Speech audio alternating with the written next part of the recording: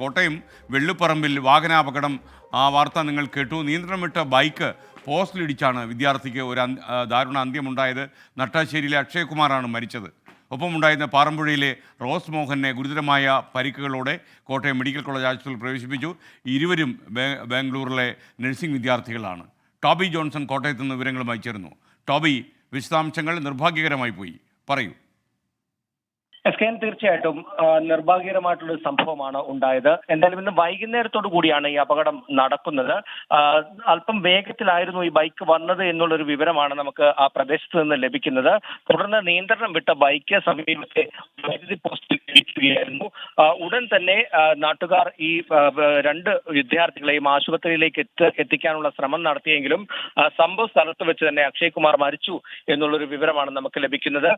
മറ്റ് പരിക്കേറ്റ റോസ് എന്ന് പറയുന്ന വിദ്യാർത്ഥിയെ ആശുപത്രിയിലേക്ക് കൊണ്ടുപോയിട്ടുണ്ട്. ഇപ്പോൾ ചികിത്സയിലാണ് ഉള്ളത് എന്നുള്ള വിവരമാണ്. രണ്ടുപേർക്കും 20ഉം 21ഉം വയസ്സാണ് ഉള്ളത്. ഇവർ ബാംഗ്ലൂരിൽ നഴ്സിംഗ് പഠിക്കുന്ന വിദ്യാർത്ഥികളാണെന്നുള്ള വിവരവുമുണ്ട്. എന്തായാലും പോലീസ് ഇപ്പോൾ ഈ സംഭവവുമായി ബന്ധപ്പെട്ട് കേസ് കൂടി രജിസ്റ്റർ ചെയ്തിട്ടുണ്ട്.